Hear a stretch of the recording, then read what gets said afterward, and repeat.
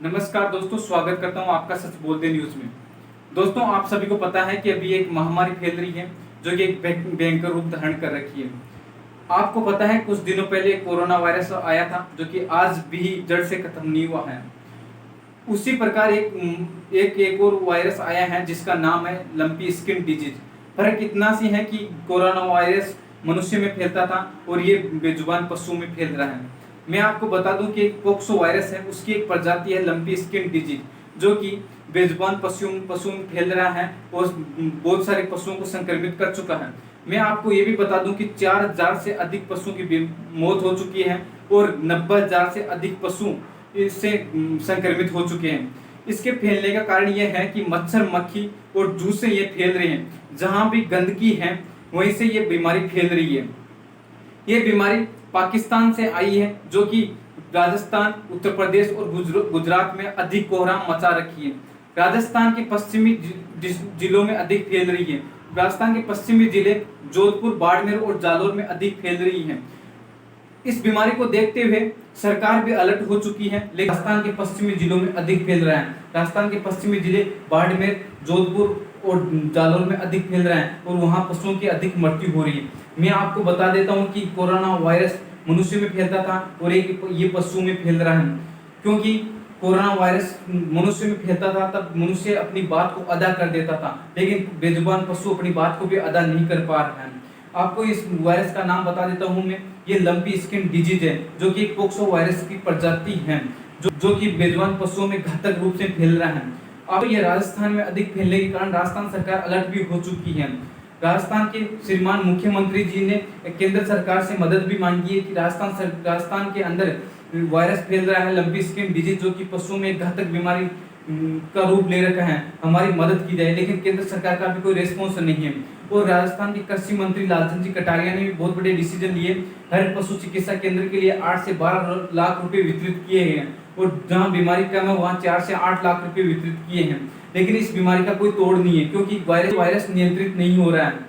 इसके लिए कोई ना तो कोई वैक्सीन हो रही है, वैक्सीन तैयार हो रही है, ना ही कोई दवाई तैयार हुई है। हालांकि इसके लिए जो भी पहले दवाइयां तैयार हुई है उनका प्रयोग किया जा रहा है। जैसे बकरी में चेचक होता है, उस वैक्सीन का प्रयोग भी इस बीमारी के लिए किया जा रहा है और पैरासीटामोल का भी इसके लिए प्रयोग किया जा रहा है। जैसे हमारे घरेलू नुस्खे होते हैं उनका भी प्रयोग किया जा रहा है। जैसे गिलोय हो गया, तुलसी हो गई और नीम का पानी हो गया, नीम की निबोली का पानी हो गया, उनसे पशुओं को नहलाया जा रहा है और उनको खिलाया भी जा रहा है क्योंकि उससे पशु की प्रतिरोधक क्षमता बढ़ सकती है।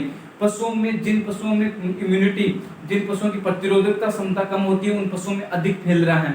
ये बेजुबान पशुओं की एक बहुत ही बड़ी गंभीर समस्या है जो कि पशुओं की मृत्यु दर बढ़ती जा रही है। ये एक पशु से दूसरे पशु में फैल रहा है। मैं आपको ये भी बता दूं कि ये बीमारी पाकिस्तान से आई है जो कि मच्छर, मक्खी और जू से ये फैल रही है। जहां भी गंदगी होती है वहां ये उन पशुओं में अधिक फैल रही है और जो ये बीमारी गांवों से अधिक शहरों में फैल रही है क्योंकि आवारा पशु अपने भोजन के लिए कचरे में अपने भोजन की तलाश करते रहते हैं। उसके कारण वहाँ कचरे में गंदगी अधिक होती है और मच्छर, मक्खी अधिक होने के कारण ये मतलब पशुओं के शरीर पर अटैक करता है। पशुओं के शरीर पर अटैक करने के बाद पशु के पूरे शरीर पर छोटी छोटी पुंसियां हो जाती है जो कि हजारों की संख्या में हो जाती है। और मैं आपको इसके लक्षण बता देता हूँ। इसका प्रकोप होते ही पशु के शरीर पर छोटी छोटी पुंसियां होती है।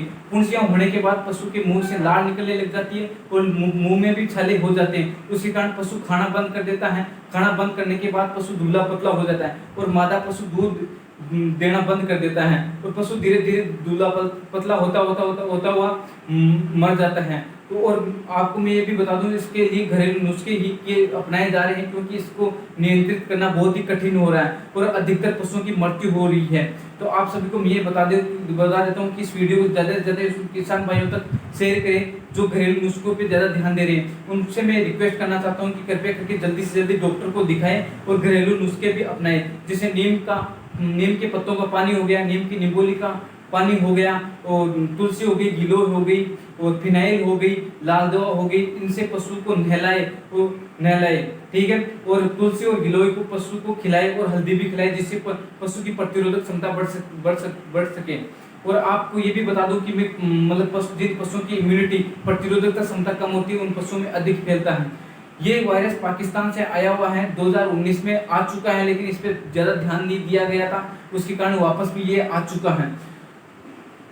और मैं आपको ये भी बता देता हूँ कि किसान अभी बहुत ही किसान की हालत खराब हो चुकी है, क्योंकि ये वायरस बहुत अधिक फैल रहा है और किसान इतना समझदार नहीं होता है कि वो डॉक्टर को जल्दी से नहीं बताता है। उसके कारण पशुओं की अधिकतर मृत्यु हो जाती है। और आपको ये भी बता दूं कि कहीं भी पशु की मृत्यु हो जाती है तो उसको 1 से 2 किलोमीटर दूर ले जाके, जहाँ मनुष्य की जनसंख्या कम हो या पशुओं की जनसंख्या कम हो, वहां ले जाके 1 से 1.5 मीटर गड्ढे में उसको गाड़ देवे। नहीं तो ये पशु ये बीमारी एक पशु से दूसरे पशु में फैल रही है, जैसे हमारे कोरोना वायरस फैल रहा था। हालांकि ये बीमारी मनुष्य में नहीं फैल रही है, लेकिन मनुष्य को भी ध्यान देना पड़ेगा, क्योंकि मनुष्य भी ये फैल सकती भी है। और इसके लिए कोई भी अभी तक कोई दवाई नहीं बनी है, लेकिन इसका पूरा ध्यान देना होगा।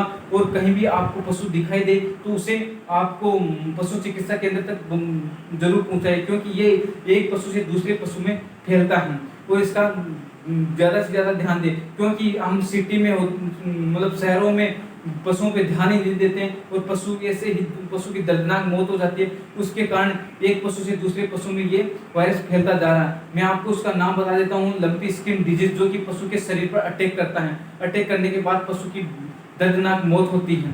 तो किसान डॉक्टर को जल्दी से दिखाता नहीं है, उसके कारण पशु की मृत्यु हो जाती है। मृत्यु होने के कारण पशु को किसान को बहुत ही आर्थिक नुकसान होता है। और आप सभी को पता है कि हमारे दैनिक जीवन में आवश्यक चीजें पशुओं से ही हमें प्राप्त होती है, जैसे दूध, दही, घी हमें पशुओं से प्राप्त होता है। और आपको मैं ये भी बता दूं कि अधिकतर ये गायों में फैल रही है। ये गायों में अधिकतर फैलने के कारण गायों की जनसंख्या में कमी होती जा रही है और मतलब ये घातक समस्या पैदा होती जा रही है। ये राजस्थान, उत्तर प्रदेश और गुजरात में फैल चुकी है और धीरे धीरे पूरे देश में फैलती जा रही है। इसके लिए राज्य सरकार और केंद्र सरकार को ध्यान देना होगा और इसके लिए अलग से बजट की घोषणा करनी होगी, क्योंकि इसको जल्दी से जल्दी नियंत्रित किया जाए। नियंत्रित नहीं होगी तो ये एक घातक सिद्ध हो सकती है। तो आपको ये जानकारी कैसी लगी? अगर अच्छी लगी तो लाइक, शेयर, कमेंट और सब्सक्राइब जरूर करें। और आपके भी अगर घर में ये पशु की मतलब बीमारी हो चुकी है तो जल्दी से जल्दी डॉक्टर को दिखाए और घरेलू नुस्खे भी अपनाए। और आपको मैं भी बता दूं कि राजस्थान में अधिक फैल रही है। राजस्थान में अभी एलएससी की वैकेंसी हुई थी 900 पदों पे, और उन सभी भाइयों और बहनों को ड्यूटी दी गई जिससे वो सेवा दे सके और पशुओं की जान बचा सके। तो माननीय मुख्यमंत्री से मैं ये अनुरोध करना चाहता हूँ, अशोक गहलोत जी से। तो ये इस बीमारी का जल्दी से जल्दी कंट्रोल करना होगा, नहीं तो ये कोरोना वायरस की तरह ये बड़ा रूप ले सकता है। तो दोस्तों, ये राजस्थान में अधिक फैल रहा है और राजस्थान में गवर्नमेंट पे अलर्ट हो चुकी है, लेकिन इस पे बड़े स्तर पर कार्य करना होगा। एक योजना के तहत हर एक पशु के वैक्सीन और उसके लिए दवाई वितरित की जानी चाहिए, क्योंकि ये हर घर में बीमारी फैल चुकी है।